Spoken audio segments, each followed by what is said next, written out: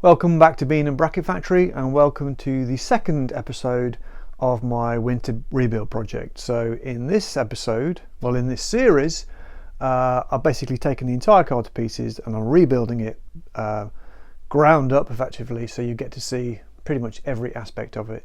In the first episode I put the suspension on, and in this episode I'm building up all of the pedal box, steering column, drag link, all of that sort of stuff. And we also get to enjoy some Meccano. Excellent, love a bit of Meccano. So sit back and enjoy. So the platform's now in, and it consists of two steel side panels, which are simple fabrication. It's quite thin, it's about 1.5mm. And this top aluminium platform, and this platform is where various things are mounted. I'll talk about that in a second. These panels, these are an original Wragg panels. And if you just look carefully at, if we can see that, there you go, there's a number 9 there.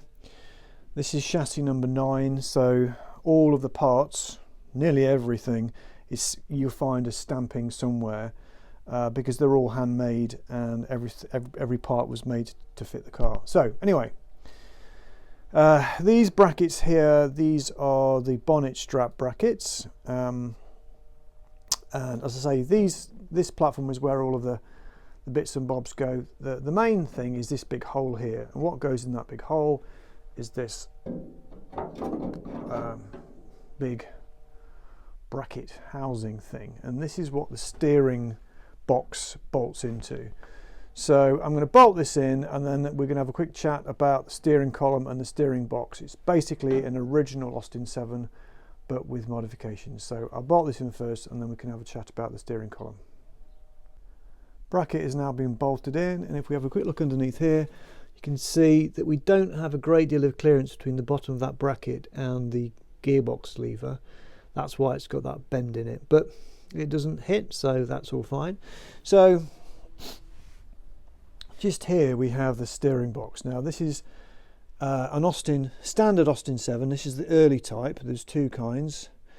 This is the early type, and it's pretty much standard, apart from the fact that the bottom here on the original has a big sort of flange sticking out of it, which bolts to the chassis.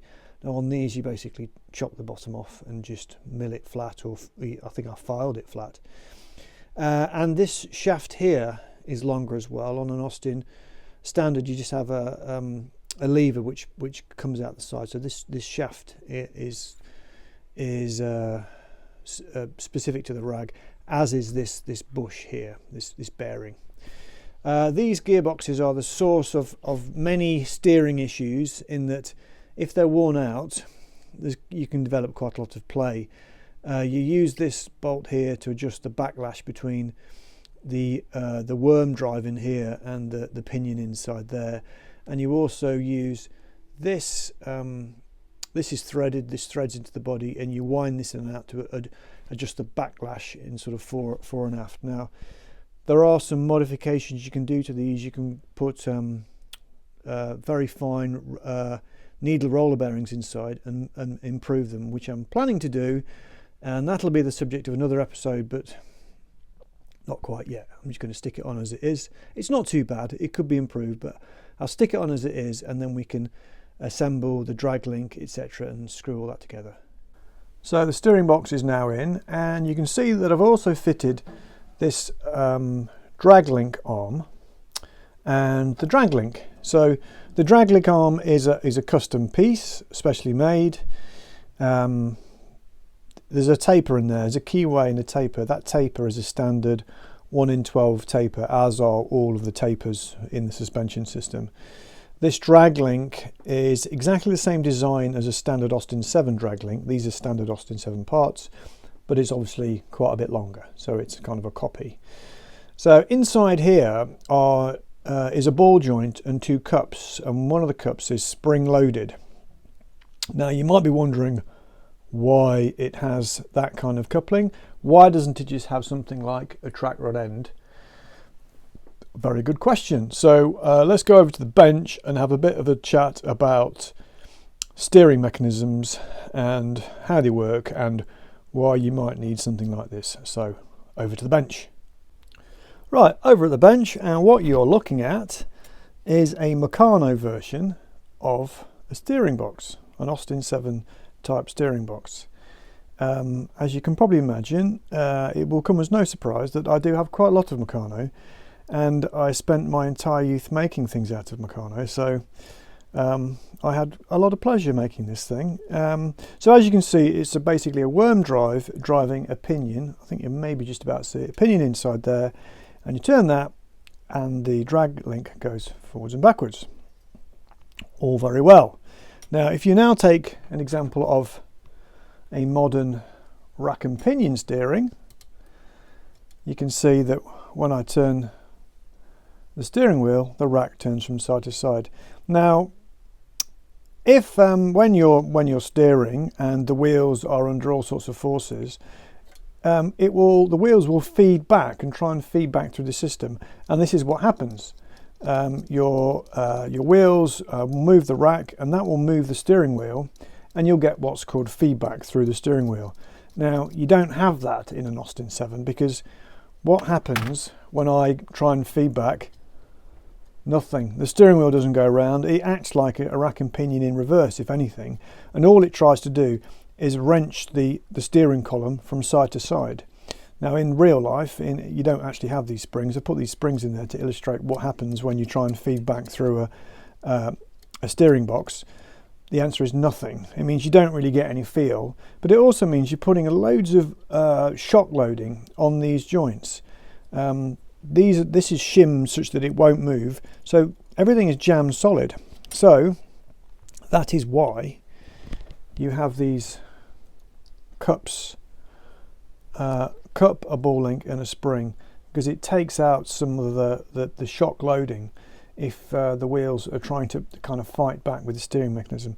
It also serves to remove slack as this gradually wears. Obviously you don't really want it to wear very much, but what you do find in Austin 7s is that over years this wears out completely, becomes all floppy and loose, and that's another reason why the Austin 7 steering can be extremely vague, tractor style.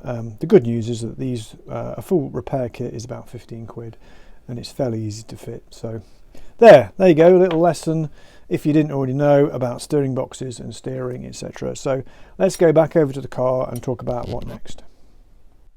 Back of the car and what next. So I think what next is that on here I've got a brake pedal assembly, master cylinder, etc. It was the subject of several videos in the past, but I'm basically going to bolt all that back on. I'm also going to bolt on the throttle pedal, and also just here is a battery box and batteries, so I'm going to stick all that lot on now, I think. So it's now some time later and lots of bits have been screwed to this top platform, so a bit of a guided tour. That is the battery. It's a 12-volt battery. It's a motorbike battery, and at the moment I don't have any alternator. I'm actually going to fit an alternator. It's going to go just here somewhere, but for now no alternator. It's a 12-volt battery which powers a 6-volt starter motor, but it actually works fine, so nothing to worry about there. The coil, of course, just a standard 12-volt Lucas coil, very basic. We've got the Wragg header tank. It's non-pressurized system, so this is the pipe which flows to the Wragg, which is not there yet, and this is the vent here. Right, all this gubbins here. This is the brake pedal and master cylinder assembly. I did a whole series of videos about fabricating all of this. Oh, I think it probably goes to without saying that none of this stuff is Austin 7 specific. It's all custom made. There's a whole video about how I made all of this stuff here. This is my throttle pedal assembly. So underneath here we've got the brake pedal just there, and this is the throttle pedal. Throttle pedal is spring loaded. It's not relying on the spring for the carb. It does have a spring on the carb as well. Spring loaded, and you've got a stop at both ends. One just there, and we can see one just through there, so that you can adjust it such that it marries up the throw to the carb accurately. So this is the lever. The cable will go just here. So that is all that lot. As I say, it's all custom made for the car. So I think that's probably about it for this particular episode. It's about a week's worth. I think what I'm going to do next is I am going to focus on the front hoop, which goes just there. The hoop, the rad, the cooling system. Might put the exhaust and the car back on and set up the fuel system, because I've got a whole fuel pump that actually needs to be installed, and maybe put the loom on, ignition system. Might even start it up next time. But then after that, I've still got all the brakes to do, of course. So, oh yeah, one thing I didn't mention is this is a bulkhead bracket. So I'm going to have a brake line that runs from here down to here, then it's going to disappear underneath there. So minor detail. Anyway, that's all for now. So I hope you enjoyed that. Hope you found it quite interesting. As I said, I'm going to be focusing on the cooling system, the radiator, the hoop, the fan, the header tank, the loom, the blah blah blah blah blah, all of the kind of guts to effectively get the engine up and running. Fuel system as well. So if you're interested in that, you want to see all that, don't forget to hit subscribe. If you liked it, hit like. If you've got any questions or comments, good or bad, then please feel free to leave them. So until next time, thanks for watching.